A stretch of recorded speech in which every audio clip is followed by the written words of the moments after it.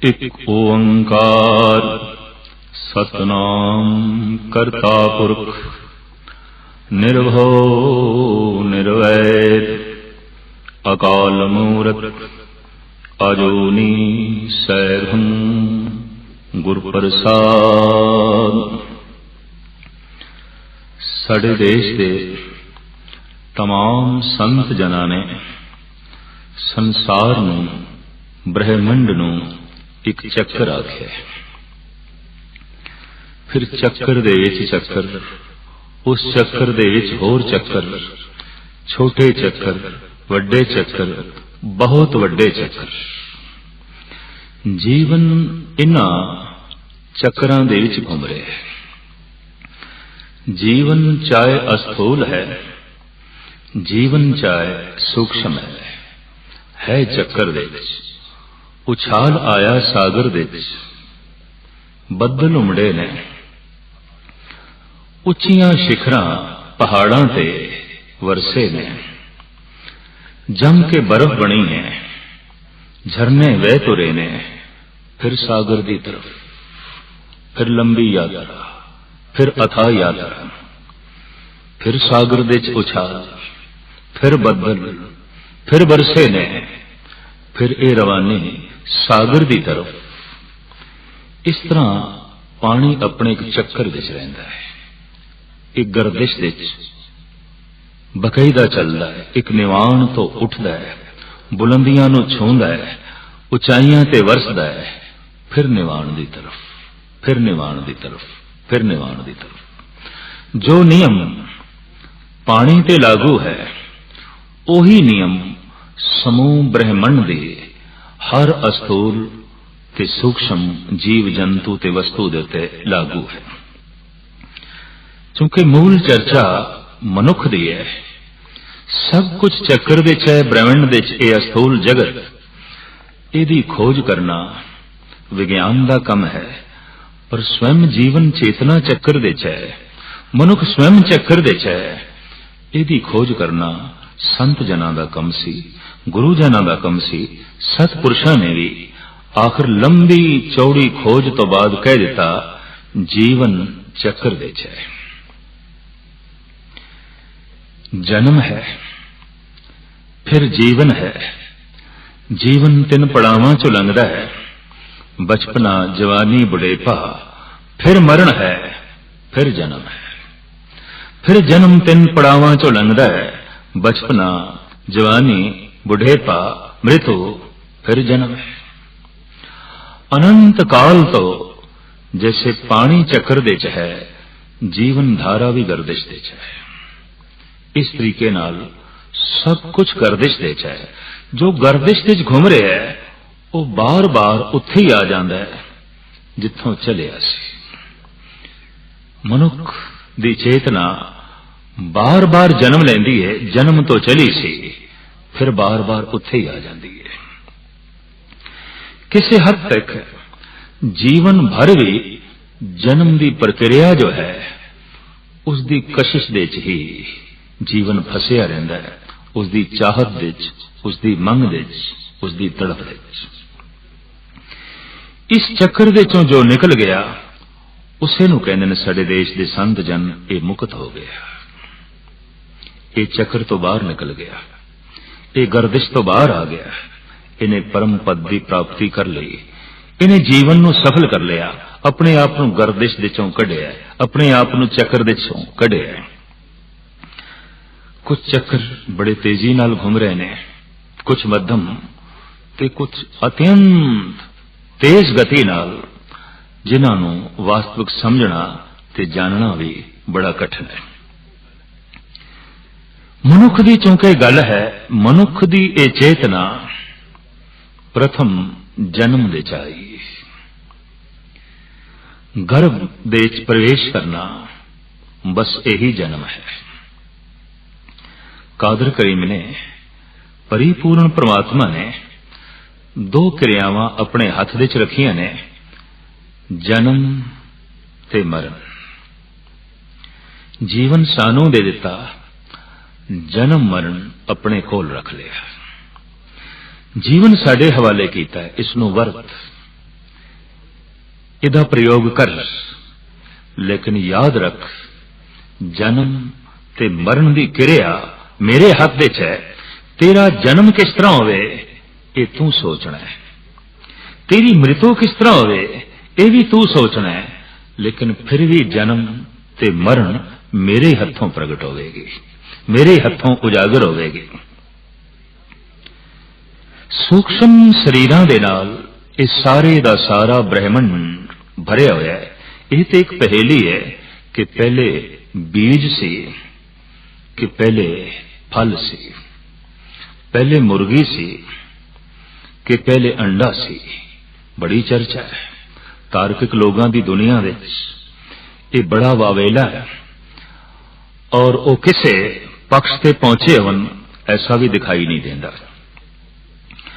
लेकिन जे ये मन लईए बीज तो बिना कुछ भी नहीं, तो चलो पहले बीज, क्योंकि रोज की प्रक्रिया जो सामने घटित हो रही है वो यही है कि पहले असी बीज बोंदे हाँ, बीज ही फल तक अपड़दा है। जो रोज असी कर रहे हैं, जो रोज असी देख रहे हैं, उसे नू आधार बना के इस कथा नू अगे तोरीए तो बीज पहले है, बीज मूल विच है, बीज प्रथम है। सूक्ष्म शरीर एक बीज है, सूक्ष्म चेतना एक बीज है, और ये बीज भी ऐसा है कि बारीक तो बारीक खुर्दबीन नाल भी वेखना बहुत कठिन, बहुत कठिन। इनू संत जना ने अध्यात्मिक दृष्टि नाल ते देखे है, बल्कि इस भौतिक दृष्टि नाल अज तक कोई बड़े तो बड़ा विज्ञानिक भी नहीं देख सकिया। हालांकि चेष्टा है, कोशिश है कि इस सूक्ष्म ढांचे नू देखिए। अस्थूल नू जब जला दिता जाता है, दफन कर दिता जाता है, ये जो सूक्ष्म की चर्चा है एक ही है। इनू जानन की कोशिश अपने ढंग नाल दुनिया के सियाणे कर रहे ने, पर जिस ढंग नाल वो जानन की कोशिश कर रहे ने, धर्म कहता है इस ढंग नाल जान नहीं सकणगे। जानना, समझना, वेखना उहदे लई अध्यात्मिक दृष्टि चाहिए है। तो अध्यात्मिक दृष्टि ने जिस ढंग नाल इस सूक्ष्म शरीर की जीवन यात्रा वेखी है, वो तो यही है, तो चक्कर दे है, ये तो गर्दिश दे है। गर्भ दे जिस दिन प्रवेश है, जिसनों आम जगत विच कह देते हैं कि वीरिये का प्रवेश है, नहीं, यही मनुख का जन्म है।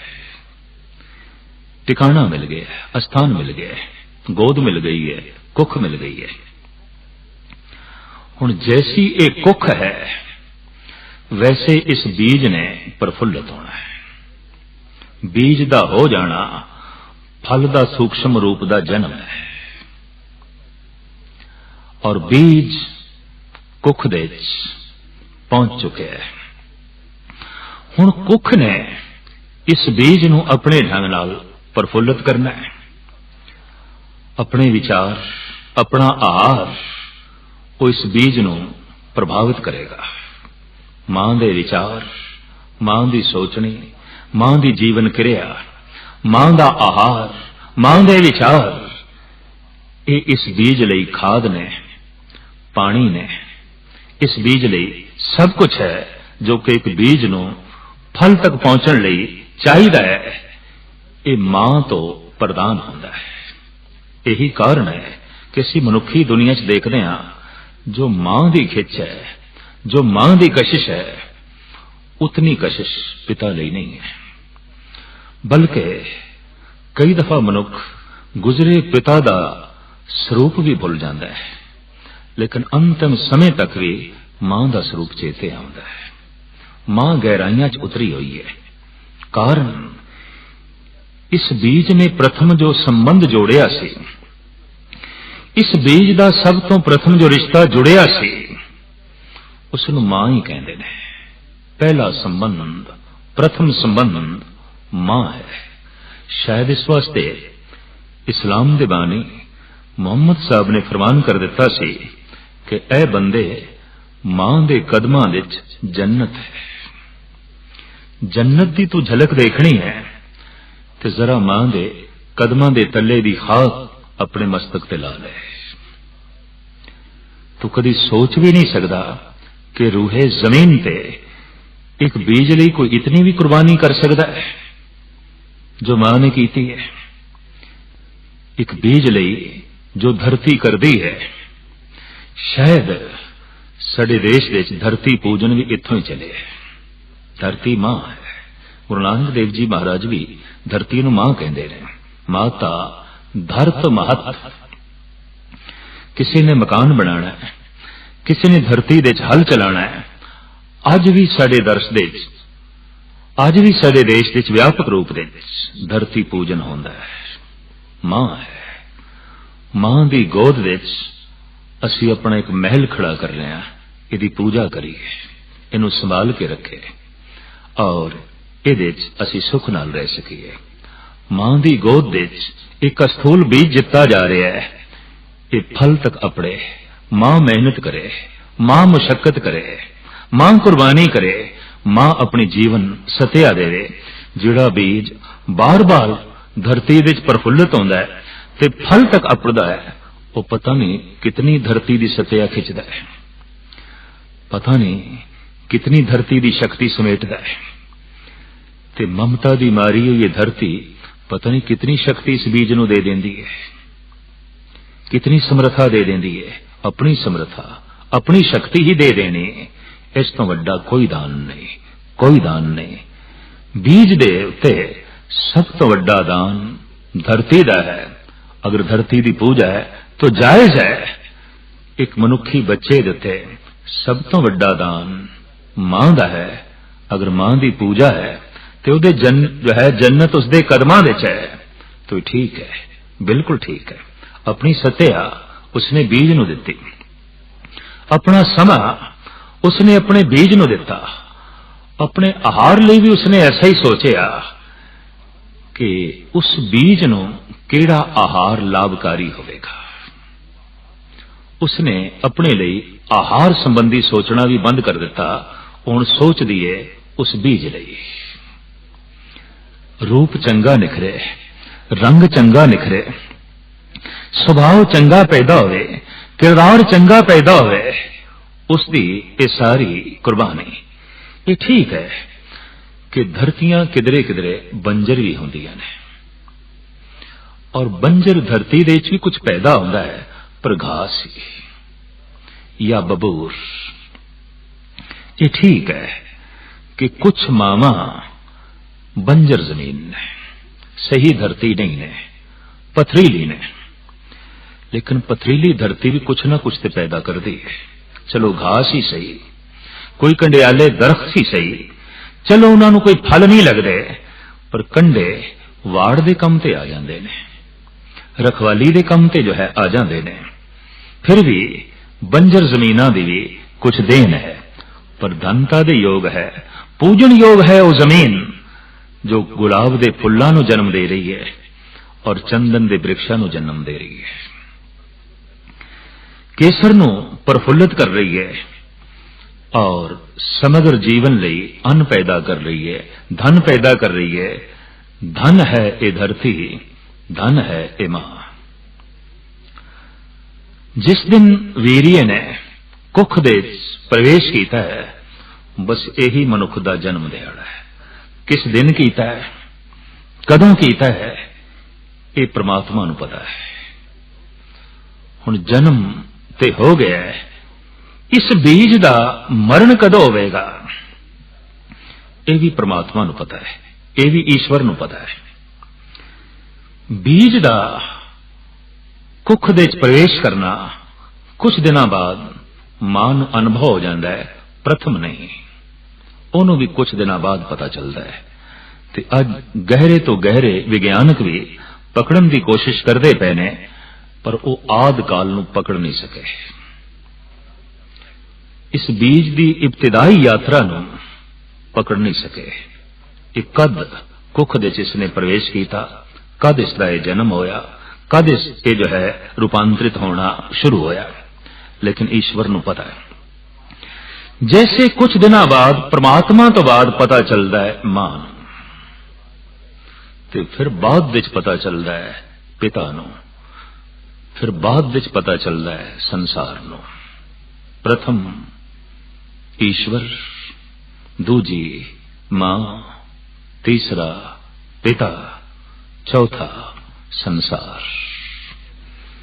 पूजन योग है वो ईश्वर जिसनों सब तो पहले ज्ञान है, पता है, पर धनता दे योग है वो मां जिसनों अपने आप तो पता चलिया है।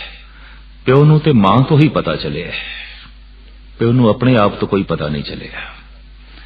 इस वास्ते पिता दी जानकारी अपनी नहीं है, उधार जानकारी है। पिता दे कोल जो ज्ञान है बासा ज्ञान है, परूथा ज्ञान है।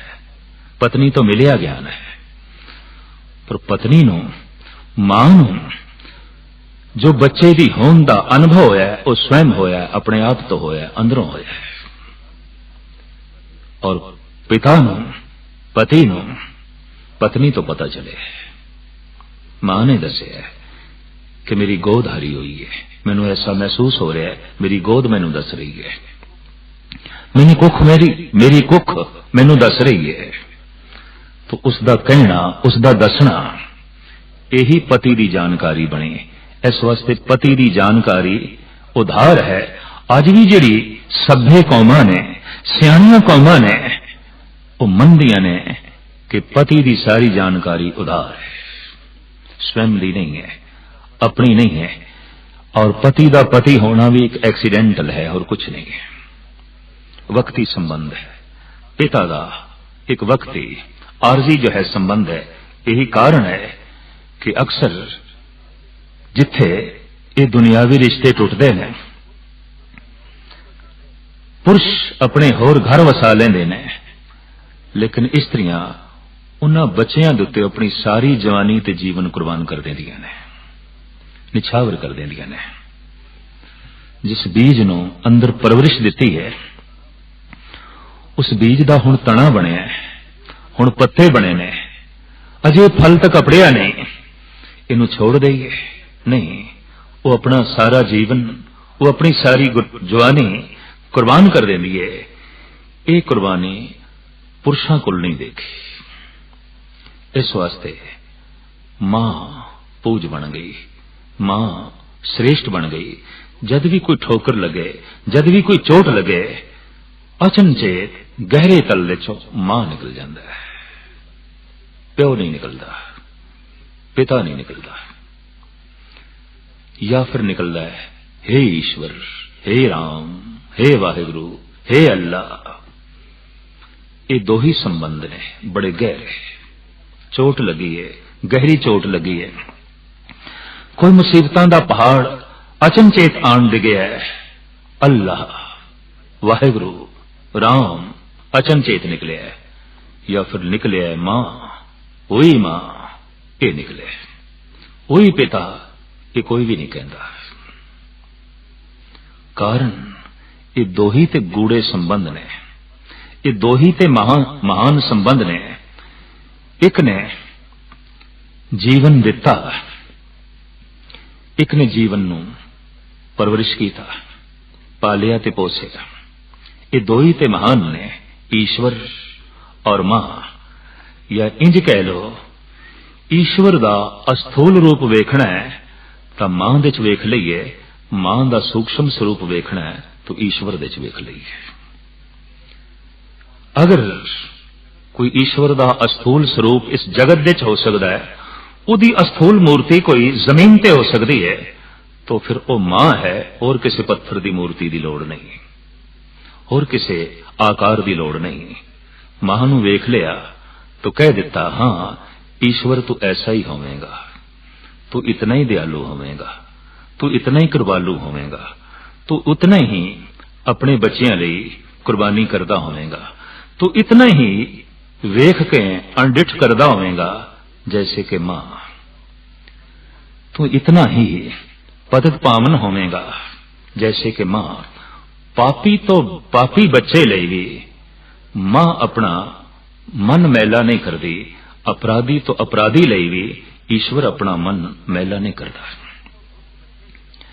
दुष्ट तो दुष्ट बच्चे लिए भी मां अपनी बावां पसारदी है। निखित तो निखित मनुख लिए भी परमात्मा ने अपने द्वार बंद नहीं कीते। सदा पुकारदा है, सदा जो है बुला रहे। एक गाथा है, उर्दू दी कहानी। एक दुष्ट पुत्र ने मां दा कलेजा कट ले चीर के।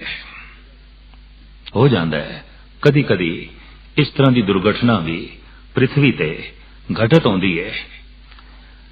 कलेजे विच मां पुत्र नूं रखदी है, बहुत गहरे तल दे उसदे दिल दा धड़कना। दरअसल ये दिल दी धड़कन नहीं, पुत्र दी याद है। उहदे खून दा चलना, उहदे खून दा चलना नहीं, उहदे पुत्र दा चलना है। उसदी अखां विच भी उसदा पुत्र ही आउंदा है। वो जिधर जिधर भी देखदी है उन्होंने अपना पुत्र ही दिखाई देंदा है। इस दुष्ट ने मां दा सीना चीरिया, कलेजा कट लिया, भजिया जा रहा है किसी देवी दी भेंट करन।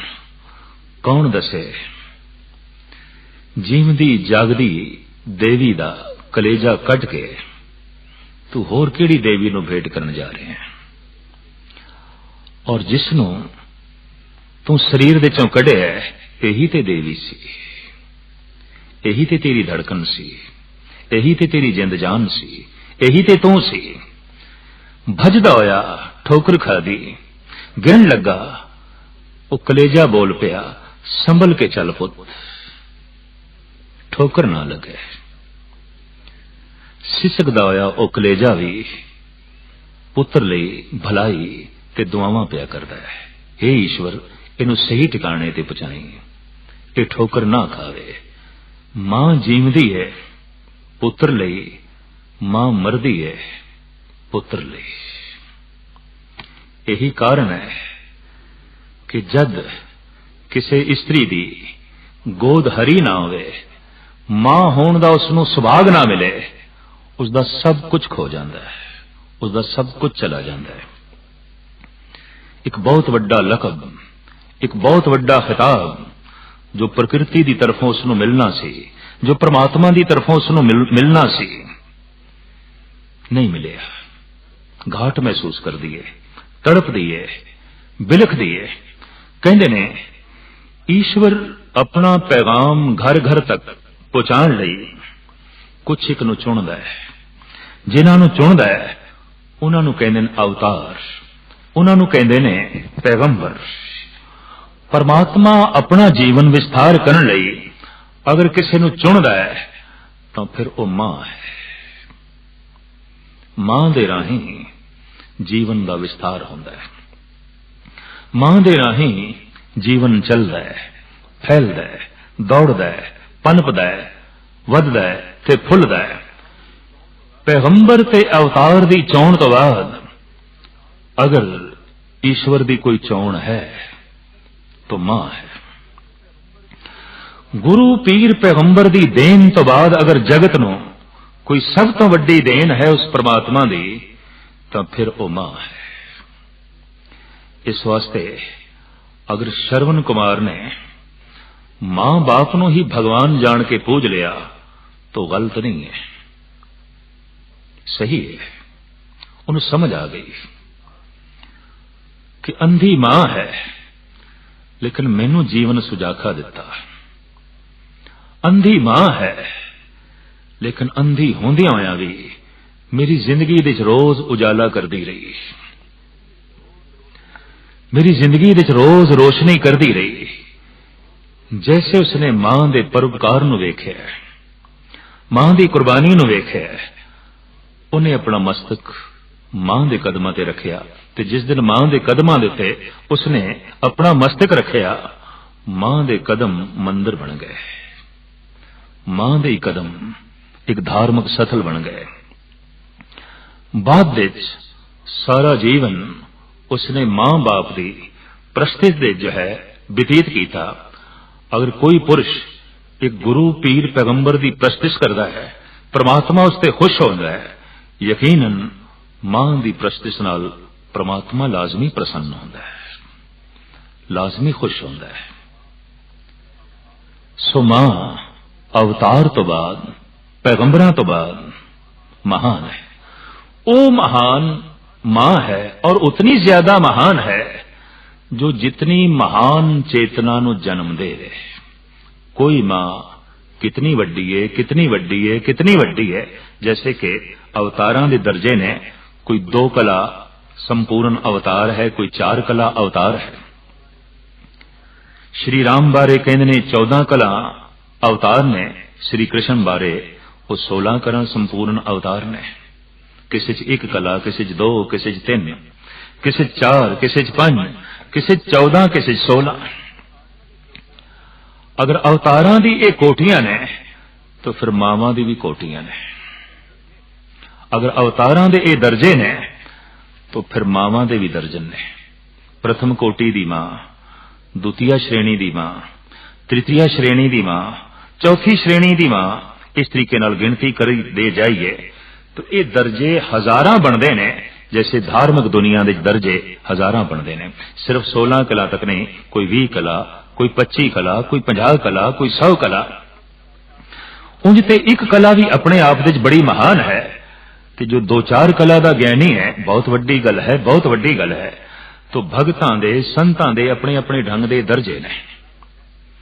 बई इस दे कोल कला ते है पर 1, इहदे कोल सिद्धि ते है 1 अद, इहदे कोल कला ते है पर 4 ने, इहदे कोल कला ते है 16। ते जे अवतारां दियां ऐसियां कोटियां ने, जगत दे मावां दी ऐसियां ही कोटियां ने। यह गल वखरी है कि अवतारां दी कोटि नूं धार्म मंदिरां विच समझिया जांदा है, समझाया जांदा है। मां दी कोटियां नूं ना समझिया जांदा है, ना समझाया जांदा है। यही कारण है कि जगत नूं पूरा ज्ञान नहीं, जगत दे कोल पूरा बोध नहीं है। गुरु नानक देव जी महाराज ने इस संबंध विच जिहड़ी विचार जगत दे सामने रखी हुए कि कुछ एक त्यागियां ने गुरु नानक देव जी महाराज दे सामने ये प्रश्न रखे सन कि स्त्री नरक दुआरी है, लिहाजा स्त्री दा चित्र वेखना भी पाप, साकार रूप विच वेखना ते पाप है ही, दोष है। कागज संधि पुत्री तो भी त्रिय ना निहार, यही मार ले जावई यथा बिलोचन धार। भगत छज्जू लाहौर दे महान श्रेष्ठ ब्रह्मज्ञानी संत जो गुरु अर्जन देव जी महाराज दे समकाली ने, आप कहते ने साकार रूप दे स्त्री दी ते गल एक पासे, स्त्री दा चित्र भी ना वेख, वेखदे आई तो नरक विच जाएगा। वेखदे आ तेरे अंदर कामना जागेगी, भावना नहीं, और फिर तू गर्दिश विच पै जाएगा, चक्कर विच पै जाएगा। इस तरह के अनेकों संत जना ने, ऋषि मुनिया ने नारे लाए, ये नरक दुआरी है। भाई साहब भाई गुरदास जी अपने एक वाक विच कहंदे ने, लोक रीत गुण ज्ञान विच अर्ध शरीरी मोख दुआरी। ये मोख दुआरी है। स्त्री तो बिना ते मुक्ति प्राप्त ही नहीं हो सकती। स्त्री चाहिए है, प्रथम प्रकृति देंदी है मां दे रूप विच, दूसरी चाहिए है पत्नी दे रूप विच, तीसरी चाहिए है भैन दे रूप विच। और इन्हां तिन्हां दे चों एक दी भी घाट है, जीवन अधूरा है। और वह अधूरापन महसूस करेगा, लाजमी करेगा, या इंज कह लो बेचैनी उसकी दूर होवेगी नहीं। ये 3 संबंध चाहिए ने, मां, पत्नी, भैन। अज दे मनोग विज्ञानक ते इंज कह रहे हैं कि अगर कोई लड़का लड़की की तलाश कर रहा है, नहीं वो अपनी मां नूं ही लभ रहा है। यह गल वखरी है। हुण उसका रूप पत्नी होवेगा, पर हुण वो उस तरह की ममता, उस तरह की देख रेख, उस तरह की हमदर्दी, उस तरह का प्यार चाहता है जो उसनों मां तो मिले। यह गल वखरी है कि हुण रिश्ते का रूप बदले है, लेकिन चाहता ओही प्यार है, चाहता ओही गोद है, चाहता ओही तड़प है, चाहता ओही कुछ है कि जद जरा मैं दूर होंदा सी मां तड़पदी सी, ऐसी पत्नी चाहिदी है जो मेरी दूरी दे नाल तड़पे।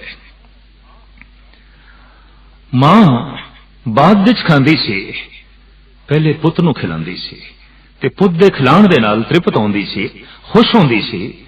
इस तरह की पत्नी की तलाश है। गहरे तल विच देखा जाए पत्नी की तलाश नहीं, मां की तलाश है।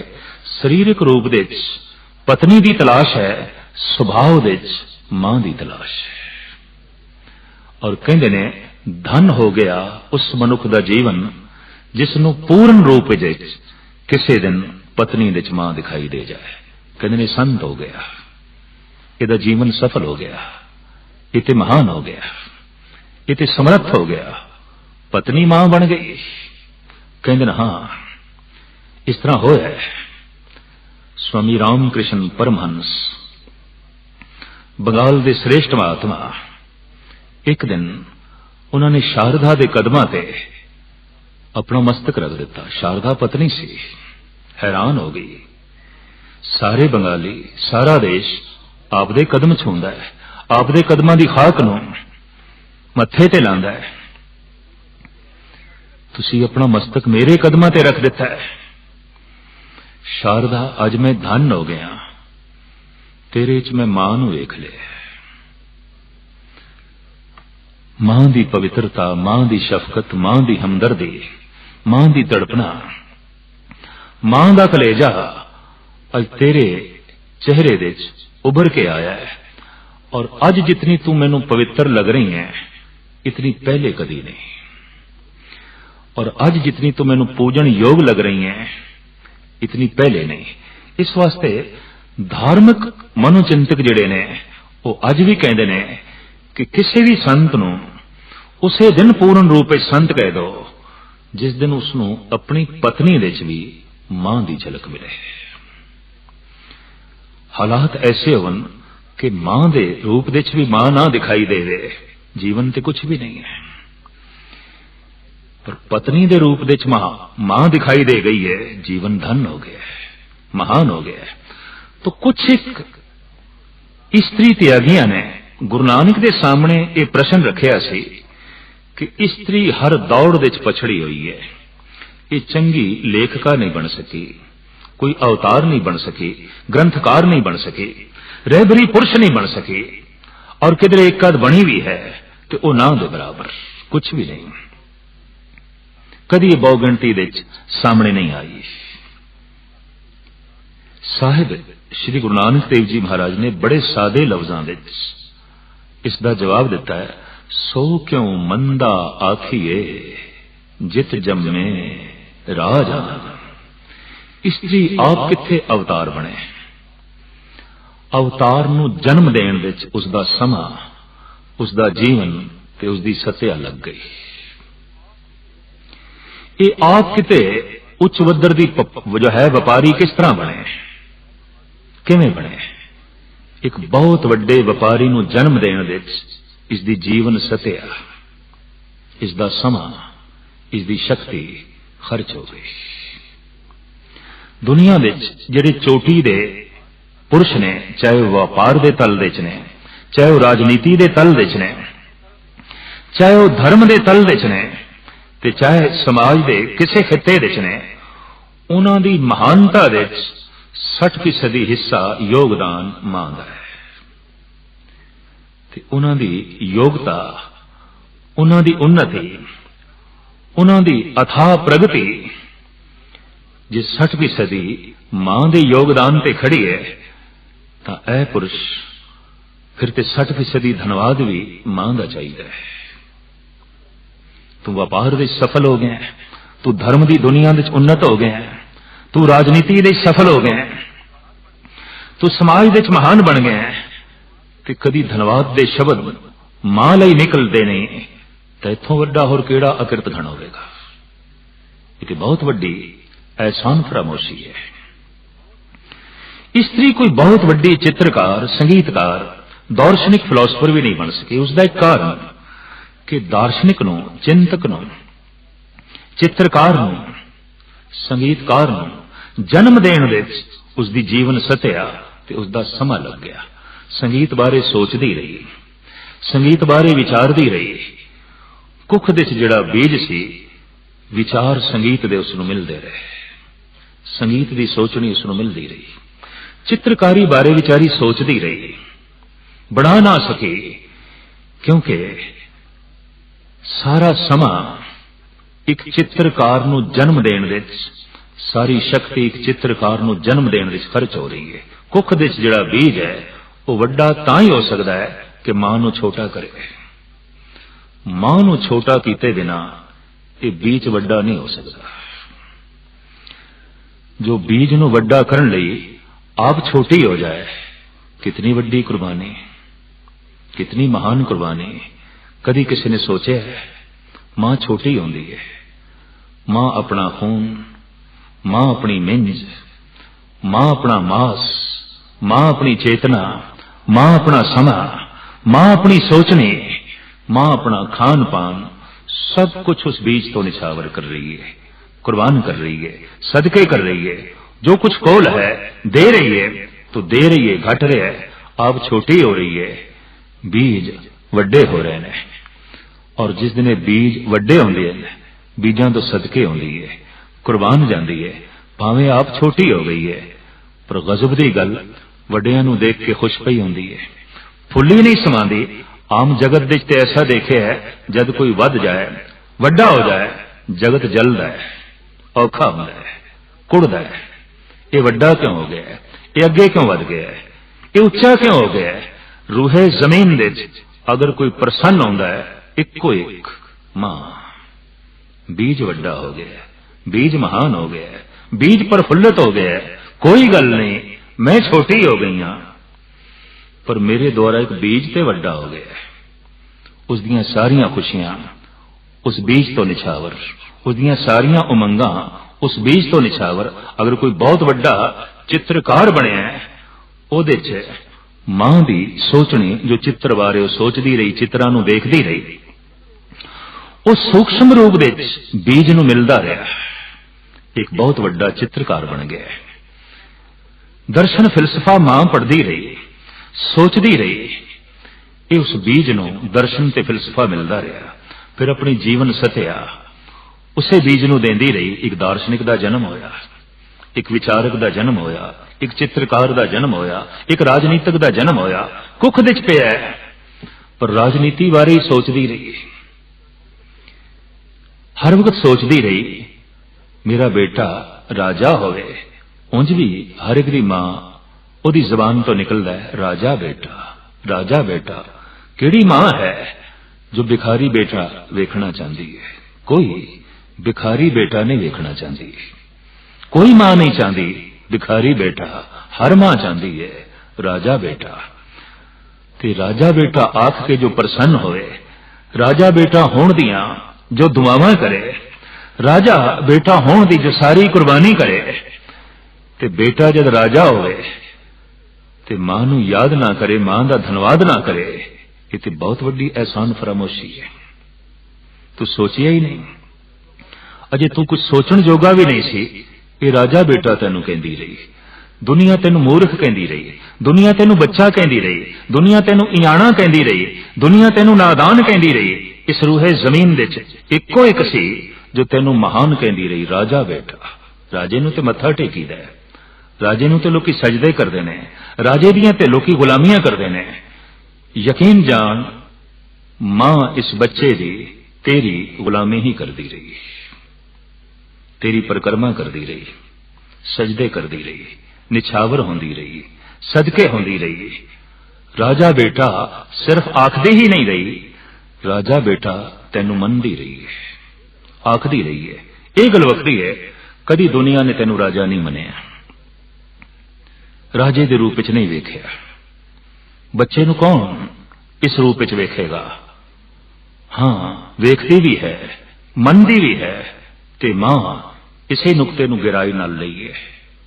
लोग तो प्यो भी कई दफा कह दिंदा है, नादान है, भोला है, इयाणा है, ना समझ है। पड़ोसी भी कह देंदे ने, शरीक भी कह देंदे ने, आखिर बच्चा ही ते है, कोई महान थोड़ी है। मां दे मुंहों निकलदा नहीं, बेटा राजा है, महान है, इत्थे राजा है।